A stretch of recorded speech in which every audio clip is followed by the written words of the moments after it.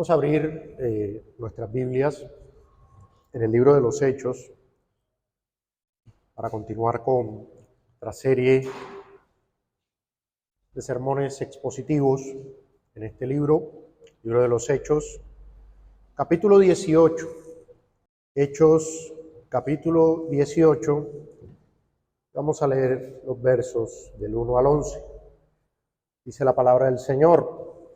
Después de estas cosas, Pablo salió de Atenas y fue a Corinto, y halló a un judío llamado Aquila, natural del Ponto, recién venido de Italia, con Priscila su mujer, por cuanto Claudio había mandado que todos los judíos saliesen de Roma. Fue a ellos, y como era del mismo oficio, se quedó con ellos, y trabajaban juntos, pues el oficio de ellos era hacer tiendas. Y discutía en la sinagoga todos los días de reposo, y persuadía a judíos y a griegos. Y cuando Silas y Timoteo vinieron de Macedonia, Pablo estaba entregado por entero a la predicación de la palabra, testificando a los judíos que Jesús era el Cristo. Pero oponiéndose y blasfemando estos, les dijo sacudiéndose los vestidos: vuestra sangre sea sobre vuestra propia cabeza. Yo limpio. Desde ahora me iré a los gentiles. Y saliendo de allí, se fue a la casa de uno llamado Justo, temeroso de Dios, la cual estaba junto a la sinagoga. Y Crispo, el principal de la sinagoga, creyó en el Señor con toda su casa, y muchos de los corintios, oyendo, creían y eran bautizados. Entonces el Señor dijo a Pablo en visión de noche: no temas, sino habla y no calles, porque yo estoy contigo, y ninguno pondrá sobre ti la mano para hacerte mal, porque yo tengo mucho pueblo en esta ciudad. Y se detuvo allí 1 año y 6 meses enseñándoles la palabra de Dios. Sabemos ampliamente a la luz de la Escritura que en nuestros esfuerzos por trabajar por el reino de Dios y su justicia, que al trabajar por el avance del reino tendremos multitud de pruebas, peligros, persecuciones y aflicciones. Eso lo hemos visto ampliamente en este mismo libro de los Hechos. Y también es claro que trabajar y proclamar el Evangelio es algo que nos tomará horas de tiempo, esfuerzo y salir de una comodidad que muchas veces mantenemos simplemente buscando una vida sin problemas o preocupaciones, como los epicúreos que veíamos en la enseñanza anterior. Aunque las Escrituras nos muestran las bienaventuranzas, bendiciones y el galardón que espera a aquellos que proclaman a Cristo, que trabajan por el avance del reino, ciertamente podemos decaer y desanimarnos, ya que este camino, aunque sabemos que es bueno, nos trae dificultades y nos hace pensar en desistir. O sea, muchas veces tenemos la impresión de que no vale la pena, de que para qué seguir, de que para qué trabajar, para qué anunciar el Evangelio si es complejo, si es difícil, si trae aflicción, si trae momentos que no son tan agradables. Y adicionalmente pues está el pecado que nos engaña, haciéndonos pensar que no vale la pena, que no deberíamos seguir en este camino trabajando y sirviendo al Señor. En la Escritura vemos como muchas veces esos momentos donde el trabajo de los siervos del Señor se tornaba difícil y eran desanimados, era Dios mismo quien traía consuelo a sus corazones. Es Dios quien da fuerza al que no tiene ninguna, y es quien toma de la mano al caído y lo levanta. Pocos ministerios fueron tan difíciles como el ministerio misionero del apóstol Pablo. De hecho, desde su mismo llamamiento, el Señor Jesús ya había anunciado que Él padecería por su nombre. Y lo que veremos hoy es una muestra de cómo Dios, en medio de la aflicción en el servicio, trae aliento, consuelo y ánimo para seguir trabajando para su gloria.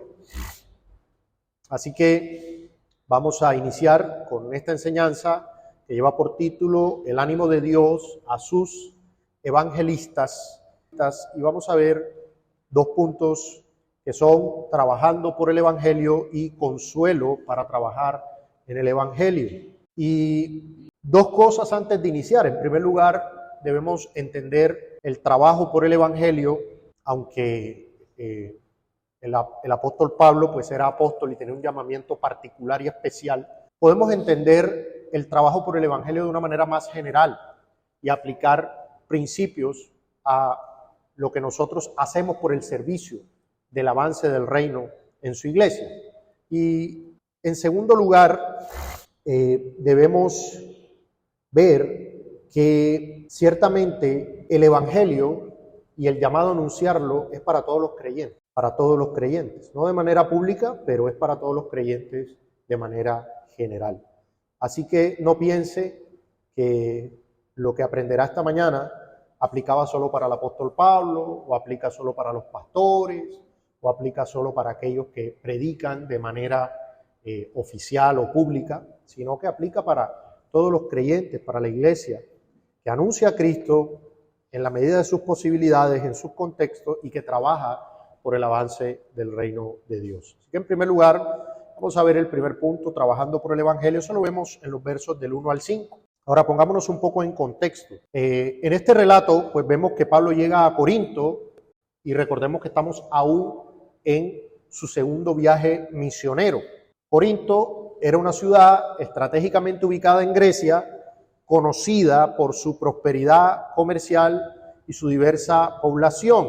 Era un importante centro de intercambio cultural y económico, pero como aprendíamos incluso con nuestro hermano Edison en la serie de Primera a los Corintios, era una ciudad conocida por su inmoralidad, era una ciudad conocida por su corrupción. O sea, era una ciudad donde el pecado abundaba porque había diversas culturas, todo el mundo tenía que pasar por allí. Entonces era estratégico para el Evangelio, pero también era estratégico para que el pecado se asentara de mayor manera. Y aunque había una presencia judía significativa en Corinto, pues la mayoría de la población era gentil y estaban influenciados por la cultura y las creencias paganas. De hecho, es muy conocido el tema de que en Corinto pues se encontraba un templo inmenso, que era el templo dedicado a la diosa Afrodita, o diosa del amor. Entonces ahí lo que ocurría en ese templo es que había 1000 prostitutas que de manera ceremonial practicaban la prostitución. O sea, era un centro de inmoralidad tremendo. En las noches todas estas prostitutas salían a la calle y era un sitio bastante inmoral, bastante pagano. Entonces Pablo llega a Corinto, recordemos, después de haber enfrentado resistencia, persecución en Tesalónica, en Berea, y de haber tenido su episodio, ¿sí?, con los griegos. Y en Corinto se encuentra con este contexto. Era algo realmente desafiante, pero también con una oportunidad de predicar el Evangelio en esta ciudad que era estratégica y cosmopolita. Y aquí, lo primero que nos dice nuestro texto es que Pablo se encuentra con dos hermanos, porque todo parece sugerir que ya Aquila y Priscila eran creyentes. No se dice aquí que Pablo les predicó, sino que se junta con ellos, lo cual implica que ya ellos habían escuchado el Evangelio y que ya eran creyentes, dicen los estudiosos, probablemente en Roma. Y son Aquila y Priscila, una pareja judía, pero que habían sido expulsados de Roma por un edicto de Claudio que expulsó a los judíos de la ciudad, y por esa razón ellos llegan a Corinto. Pablo se une a ellos en su oficio de fabricantes de tiendas y juntos trabajan mientras proclaman el Evangelio en Corinto. Ahora, este trabajo de hacer tiendas que se menciona aquí se refiere a la fabricación de tiendas o carpas, pero no se imagina unas tiendas o carpas como las que conocemos hoy. Esto mayormente era que se dedicaban a confeccionar, a vender tiendas de campaña que estaban hechos principalmente de pieles animales. O sea, no era como ahora que eran de plástico y eran así. O sea, no se imagina otra cosa. En realidad ellos trabajaban más que todo era con pieles animales, y esta habilidad le permitía a Pablo trabajar de manera independiente y les proporcionaba un sustento mientras estaba en Corinto, porque en Corinto pues todavía no había iglesia.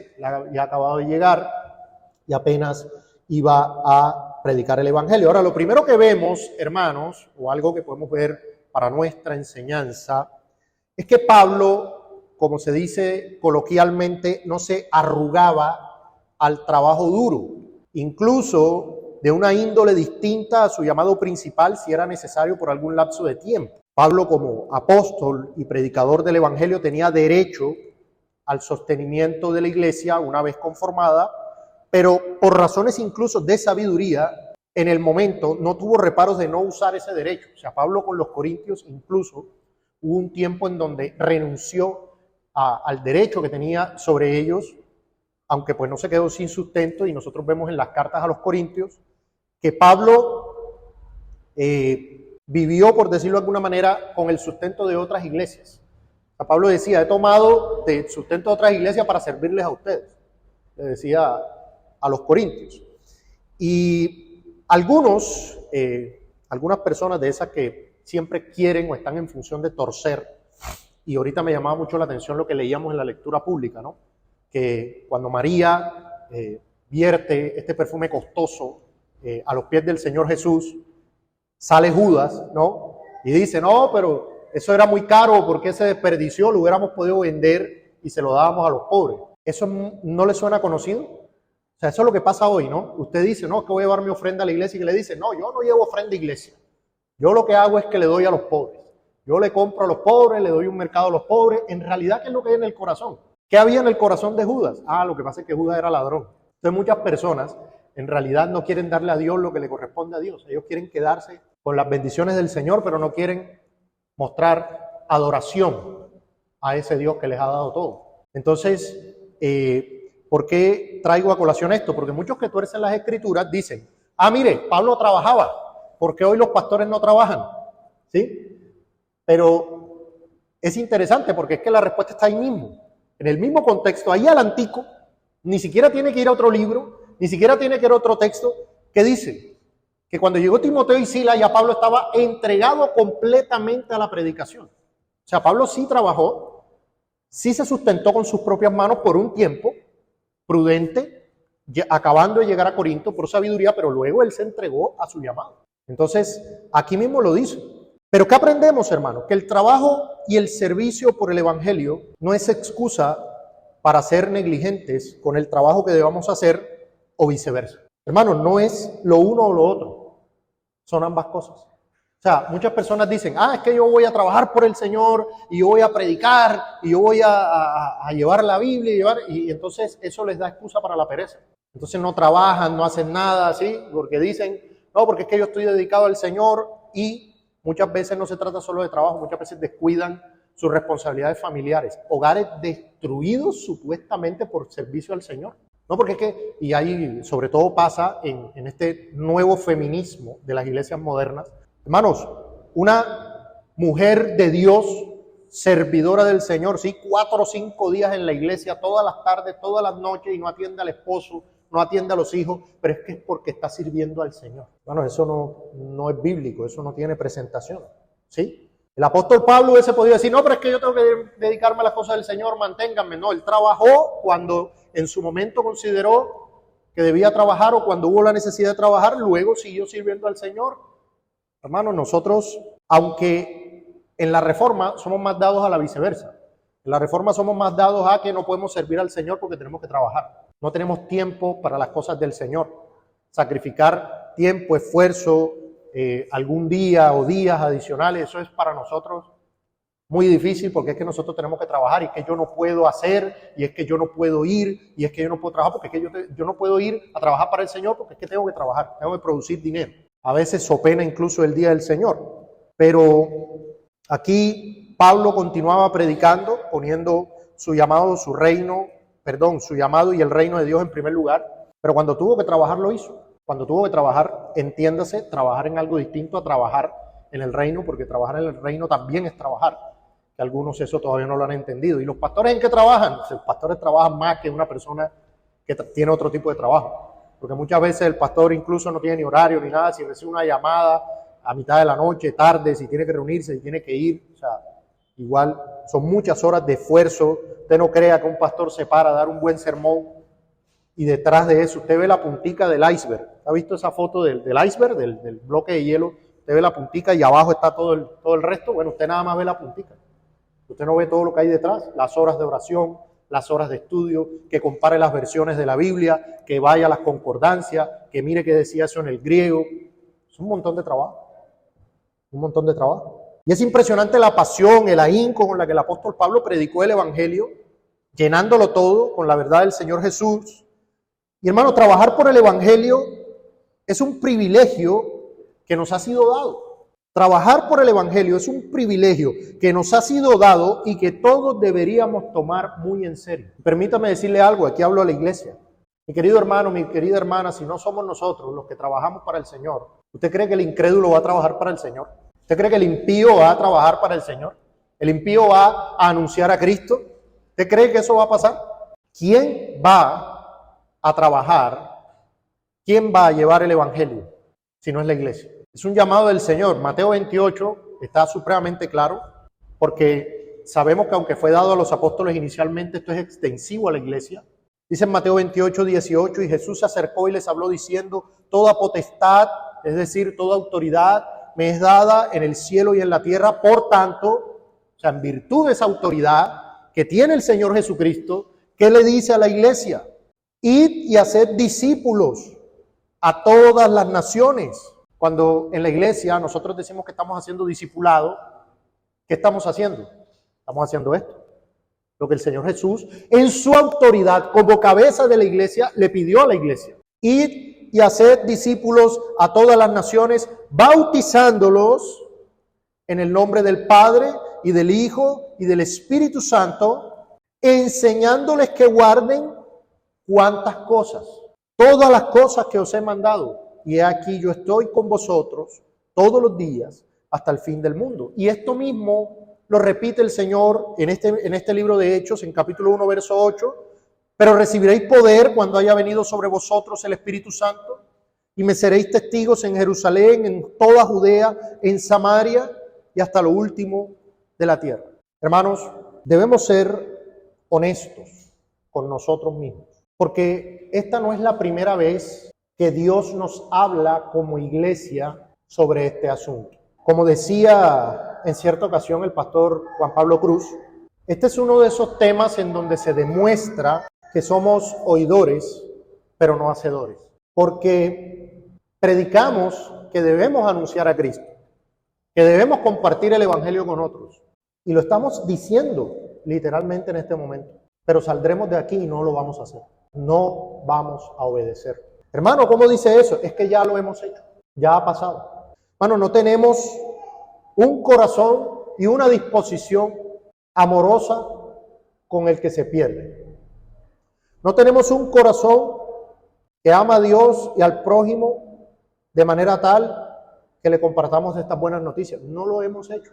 Y no hay manera de escapar, porque estamos predicando el libro de Hechos y volvemos y volvemos y volvemos al mismo asunto. Hermanos, Dios hoy no nos va a decir estas cosas por revelación directa. O sea, Dios no se nos va a aparecer en una visión, en un sueño, nos va a decir, hey, tienes que evangelizar.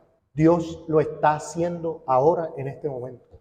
Lo está haciendo ahora en este momento. Dios está hablando por su palabra, diciendo, hay que trabajar, hay que evangelizar. Es un mandato del Señor. Me seréis testigos hasta lo último de la tierra. ¿Quiénes? Nosotros.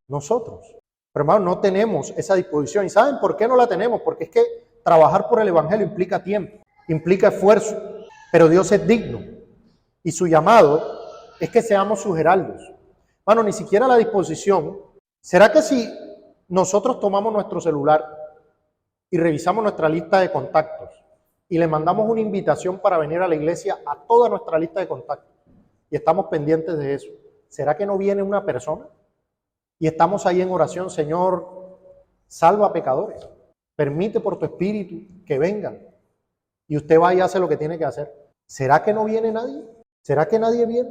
Ahora notemos, hermanos, que el trabajo se hace en equipo. A Pablo, Priscila, Aquila, Silas, Timoteo. Mire, cuando estudiamos el libro de los Hechos, pareciese que esto fuera como un monólogo, ¿no? Lo que Pablo hizo, los hechos de Pablo, pero no fue así. O sea, si usted analiza Era un trabajo conjunto. Mire que el apóstol va a Corinto y dice, necesito que venga Silas, necesito que venga Timoteo. Y los esperó. Es la iglesia en acción, obrando por la gracia de Cristo y el poder del Espíritu Santo. Este llamado a servir lo vemos, por ejemplo, en Colosenses 3:23, y dice, y todo lo que hagáis, hacedlo de corazón, como para el Señor y no para los hombres, sabiendo que del Señor recibiréis la recompensa de la herencia, porque a Cristo el Señor servís. ¿A quién servimos? Cuando predicamos, cuando anunciamos el Evangelio, cuando trabajamos para la alabanza del reino, ¿a quién estamos sirviendo? A la cabeza de la iglesia, a aquel a quien le fue dada toda la autoridad y la potestad. Y esto lo podemos aplicar, aunque está en el contexto del Evangelio, para el servicio en general, como les decía. Cuando usted sirve en la iglesia, cuando usted hace algo en la iglesia, ¿a quién está sirviendo? ¿A los líderes? ¿A quién? Está sirviendo a Cristo. Está sirviendo a Cristo.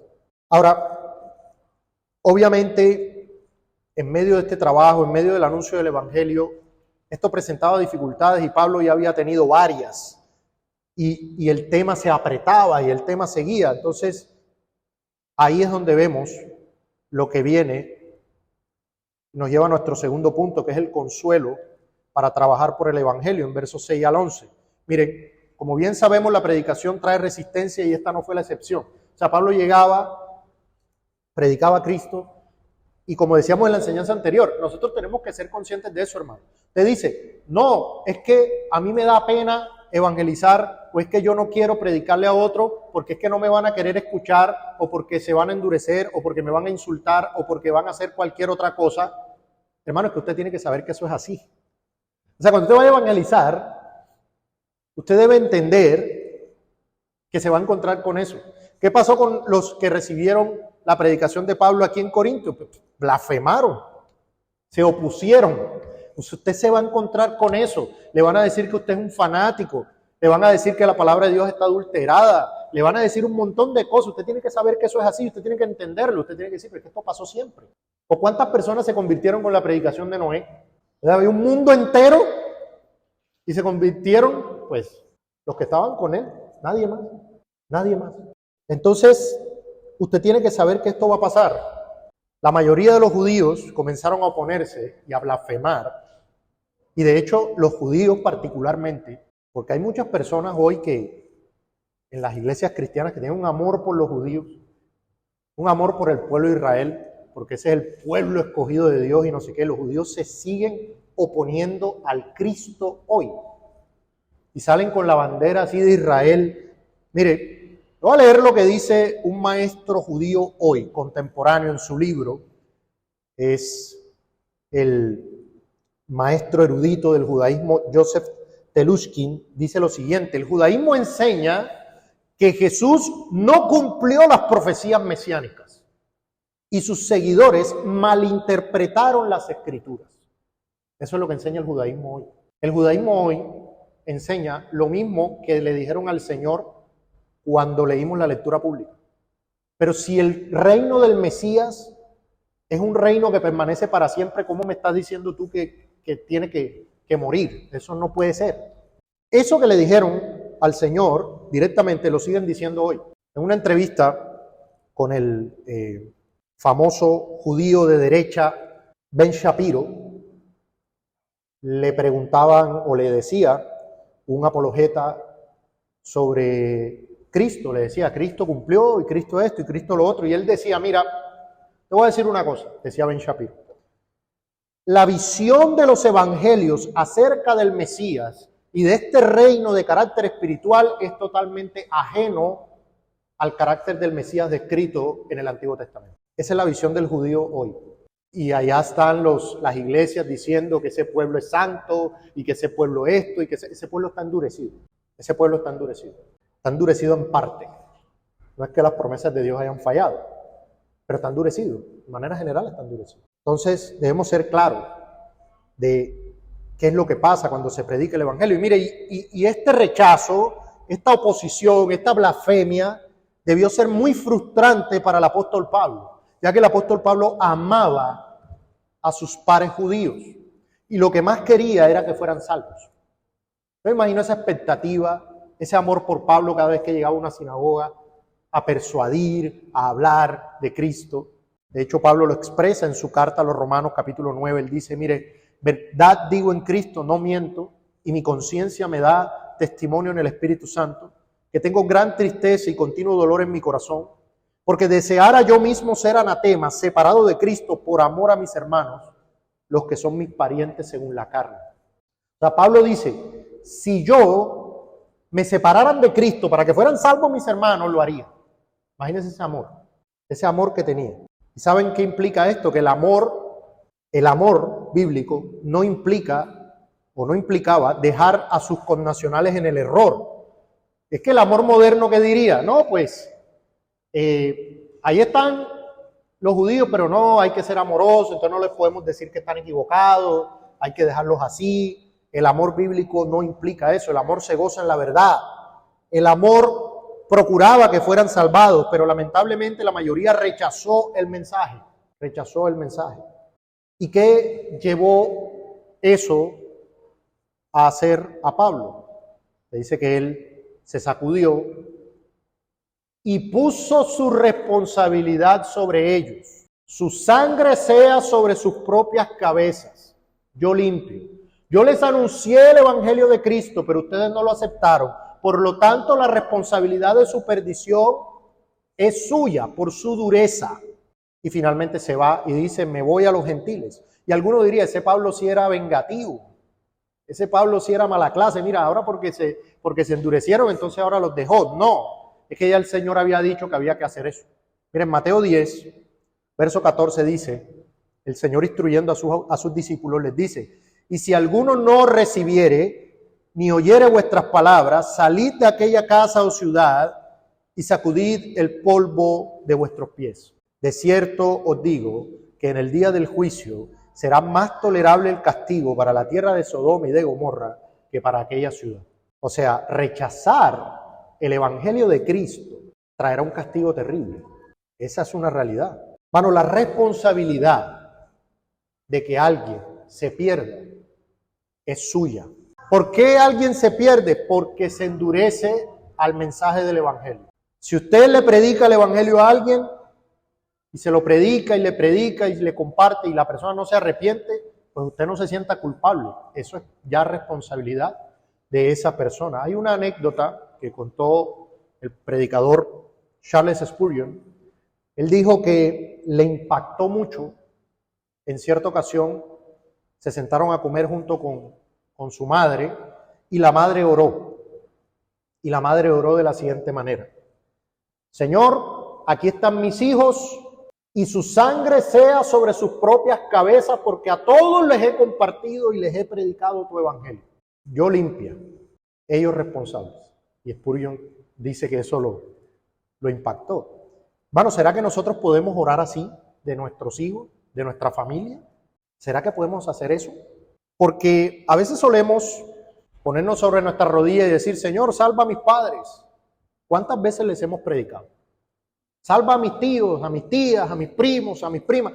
¿Cuántas veces les hemos compartido el evangelio? ¿Lo hemos hecho siquiera? No, por allá yo me acuerdo que hace como 10 años le hablé, pero como no me quiso parábola, entonces no le hablé más nunca, ¿no? Y usted está orando para que se convierta. En el caso de los hijos, ¿qué excusa tenemos para que no escuchen el evangelio a diario? ¿Cuántas oportunidades tiene hasta que ya no los tenga bajo el seno de su hogar para escuchar el evangelio? Pero eso tenemos que aprovecharlo es ahora, porque va a llegar un momento en donde ya no vamos a poder hacerlo. Y si no se arrepienten, pues su sangre será sobre sus propias cabezas. Pero nuestra responsabilidad es compartir el evangelio. Y a pesar del trago amargo de los judíos, vemos que ocurre algo interesante. Crispo, el principal de la sinagoga, creyó en el Señor junto con toda su casa y con ellos muchos de los corintios. Aquí nace la iglesia de los corintios, a través del evangelismo. Mire, ¿qué era un principal de la sinagoga? Un principal de la sinagoga era alguien prominente y supervisor que desempeñaba un papel crucial en la vida religiosa y comunitaria de una comunidad judía local. O sea, el liderazgo de esta persona era fundamental para el funcionamiento de la sinagoga. Hermanos, si los judíos eran tan duros de corazón, quien usted menos esperaría que se convirtiera era el principal de la sinagoga. Pero la gracia de Dios no distingue posiciones. La obra de Cristo es tan poderosa y suficiente que cuando es su voluntad puede convertir al más duro de los pecadores. Así esa frente sea de diamante, la gracia la penetra. Eso fue lo que pasó con nosotros. Ahí no había poder humano que pudiera cambiar ese corazón, solo Dios mismo, por su Espíritu. Precisamente hace poco hablaba con mi esposa de que nosotros solemos menospreciar la obra de Dios en nosotros. Ayer leía una página, haciendo unas investigaciones, leía una página y yo dije, esto está como raro. Y me fui a una sección que tenían sobre quién es Jesús. Y cuando fui a esa sección eran unicitarios. O sea, de esos que creen que no hay Trinidad, que Dios no es trino. No que es un solo Dios que se pone tres máscaras distintas en el transcurso de la historia. Y cuando yo veía la argumentación que daban, era una argumentación tan básica. No, es que aquí el Señor Jesús dijo, el Padre y yo somos uno. Ya. Y yo decía, pero es que es tan obvio. Hay unos textos tan claros. Pero es que menospreciamos lo que Dios ha hecho en nosotros. Menospreciamos los ojos que Dios nos ha dado para ver. Menospreciamos el corazón. O sea, mire, esto es tan tremendo que para poder ver esta verdad, usted necesita otro corazón. O sea, usted no necesita unos ajustes morales. Usted necesita que el Espíritu Santo le permita nacer de nuevo. O sea, no es algo menor. ¿Sí? Y Crispo fue convertido. Y no solamente Crispo, sino toda su familia, toda su casa. Ahora, haciendo un paréntesis, quiero que note algo interesante aquí. Hay un orden claro entre la fe y el bautismo, en verso 8. ¿Cierto? ¿Qué dice ahí? Dice que creían y luego de que creían, ¿qué? Eran bautizados. Ese orden siempre se respetó desde que comenzó la obra de expansión del Evangelio. O sea, esto siempre fue así, hermano. Esto es lo que nosotros llamamos credobautismo, es decir, que solo se bautiza los creyentes. Este verso 8, entre otros, es la razón por la que nosotros no bautizamos niños pequeños, que no pueden discernir todavía, que no pueden tener una expresión de fe genuina o creíble. ¿Sabe? Si usted le dice a un niño, tú eres tal cosa, sí, o sea, usted puede persuadir a un niño. Entonces, ¿tú eres creyente? Sí. Ah, venga, bauticémoslo. Pues. Hay que esperar, ¿sí? Hay que esperar ver un fruto, una profesión de fe creíble, pero una vez que alguien ha creído, ¿qué? Se bautiza. Ah, pero es que en la casa de Crispo seguramente había niños pequeños. No, ahí dice que creyó con toda su casa. O sea, ahí lo que está diciendo el texto es que creyeron. Ahí no está diciendo ninguna otra cosa. Y en medio de todo esto, y también previendo lo que se venía, lo que veremos el domingo siguiente, que fueron más problemas, en medio de eso, Dios aparece a Pablo para darle consuelo. Dios aparece para animar a Pablo. Dios aparece para fortalecer el corazón de Pablo. Por cierto, por increíble que pueda parecer, porque aquí se le aparece Dios a Pablo y uno dice, bueno, pero Pablo todo el tiempo tenía visiones y todo el tiempo tenía sueños y todo el tiempo. ¿Sabe cuántas veces se le apareció en visión Dios a Pablo? 6 veces. O sea, en todo su ministerio, Dios se le apareció a Pablo 6 veces. O sea, que hoy tenemos carismáticos pentecostales a los que Dios se les ha aparecido más que a Pablo. 6 veces, hermano. Hoy en día, no, que Dios se aparece en sueños y visiones y yo lo vi y tal, no, 6 veces. El apóstol Pablo. Dios se aparece a Pablo para darle fortaleza. Hermano, Dios es quien nos fortalece para trabajar por su reino.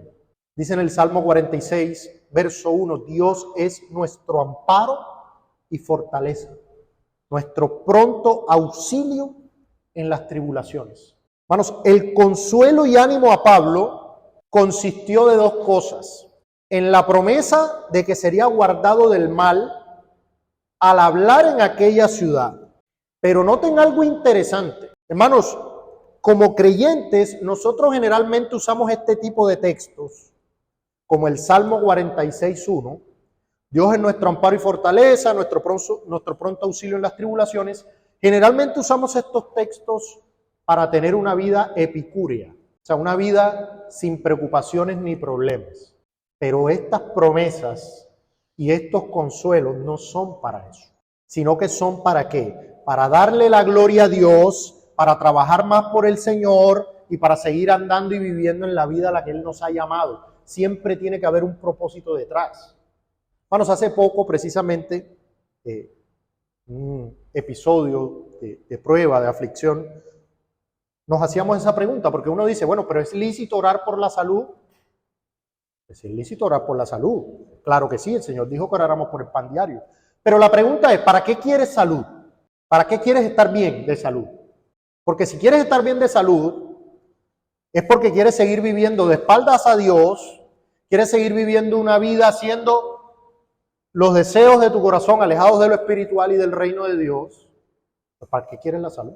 El Señor le dice a Pablo, nadie te va a echar mano, yo no voy a permitir que te pase nada, porque yo tengo mucho pueblo en este lugar. O sea, lo que el Señor le dice a Pablo es, ve, habla, no calles, yo no voy a permitir que nadie te haga nada, pero ¿por qué? Porque yo tengo ahí pueblo y yo necesito que se predique.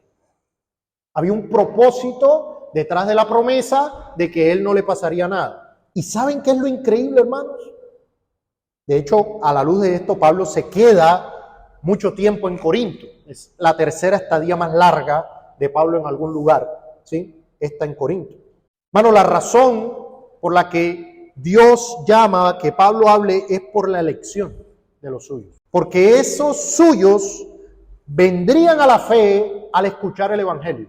Hermanos, increíble, una doctrina rechazada, tergiversada y ridiculizada por las iglesias modernas, que es la doctrina bíblica de la elección incondicional, que Dios desde antes de la fundación del mundo ha escogido a los suyos sin ningún tipo de razón en ellos. Esa doctrina que las iglesias modernas rechazan porque dicen que es una licencia para el pecado, es la que Dios usa para traer consuelo y ánimo de predicar a Pablo. Si Dios ha escogido a los suyos, ¿para qué predicamos? Y Dios le dice a Pablo todo lo contrario. Como yo he escogido, predica. Como yo he escogido, como yo tengo pueblo ahí, predica. Ve, habla, no calles. Bueno, Dios ha escogido a los suyos, pero eso no descarta nuestra responsabilidad de hablar sin temor y no callar. Usted se ha puesto a pensar, mi querido hermano, que es posible que Dios tenga mucho pueblo en Caucasia y que éste no haya venido por causa nuestra, por no hablar sin temor, por no hablar con valentía. Puede estar ese pueblo aquí en Caucasia. Ese pueblo escogido puede estar allá en tinieblas todavía. ¿Por qué? Porque no hablamos. Porque no hablamos. Esas ovejas pueden estar ahí. Y cuando escuchen el Evangelio, ellas vienen. Ellas vienen. Miren, Juan 10, 27, el Señor dice, mis ovejas oyen mi voz y yo las conozco y me siguen. Cuando hay una oveja allá y escucha la palabra de Dios, escucha el Evangelio, ella reconoce la voz de su pastor. Ella viene. Mire, Jesucristo tiene a sus ovejas. El Padre se las dio desde antes de la fundación del mundo, pero solo vendrán al escuchar su voz por medio de la predicación del Evangelio. Usted puede traer un invitado aquí y escucha la voz a través de la predicación de su Señor y dice, eso puede pasar, pero si no vienen, pues, ¿cómo van a escuchar? Al trabajar por el Evangelio, debemos confiar en el consuelo y las promesas divinas. ¿Cómo hacían los grandes predicadores o misioneros de la historia para en medio de tantas tragedias, para en medio de tantas dificultades, seguir evangelizando? Por el consuelo divino. Hermanos, ¿cómo pudo perseverar el misionero William Carey predicando en la India, evangelizando 7 años sin que se convirtiera nadie? Ni un solo creyente. Porque Pablo llegaba a Corinto y bueno, Crispo, su familia, ¿sí? Ni un solo creyente. Después de 7 años, el primer converso.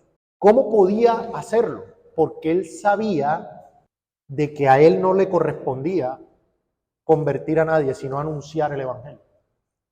Y que si Dios tenía pueblo, Dios escogía. La doctrina de la elección. Mire, ¿cómo se sentiría usted más animado? Llegando a evangelizar un lugar, a una ciudad, un pueblo, una nación, pensando que la salvación depende de usted, de su capacidad de hablar, de su capacidad de persuadir, o sabiendo que Dios es quien escoge y si ahí hay creyentes oirán su voz. Decía un predicador, ¿cómo se sentirá usted más animado? Llegando a un lago a pescar, sabiendo que ahí hay algunos peces, o simplemente pensando que todo depende de usted. Algunas aplicaciones rápidamente. En primer lugar, pues vimos en el texto que debemos priorizar lo espiritual sobre lo material, pero que no podemos descuidar nuestra responsabilidad. Si necesitamos trabajar, hay que hacerlo, pero hay que trabajar por el Evangelio. Eso implica que voy a tener que tomar del tiempo que estoy tomando para descansar, para ver otras cosas, para hacer cualquier cosa, pues para trabajar por el Señor. Y está bien. Lo que no puedo hacer es decir, no, es que voy a trabajar por el Señor, entonces no voy a trabajar. No está bien. Debemos evangelizar por amor a Dios y a nuestro prójimo, pero también tenemos que tener la sabiduría de desistir si vemos señales de que la blasfemia es grande, porque usted está evangelizando, si alguien le presta oído, si alguien le sigue escuchando, pues predique. Pero ¿qué pasa si alguien se vuelve agresivo, se pone blasfemo, empieza a oponerse de mala manera a la predicación? Sacuda sus pies. ¿Qué dice en la carta de Judas? Algunos va a tocar aborrecer hasta la ropa que tienen puesta. ¿Sí? Algunos va a tocar arrebatarlo del fuego, pero hay otros que, oye, a usted, que el Señor vea, ¿no? Aquí estamos hablando de que había una oposición y una blasfemia tremenda. Entonces hay que tener la sabiduría para entender estas cosas.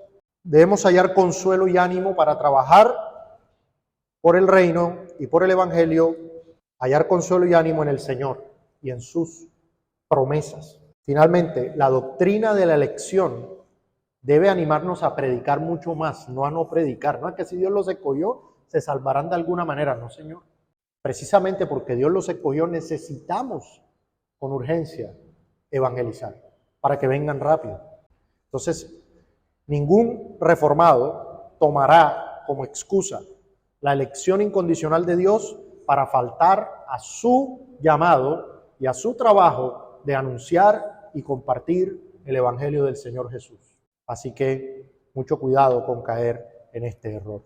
Así que Dios nos dé el consuelo que necesitamos para predicar el Evangelio y seguir trabajando para el avance de su reino.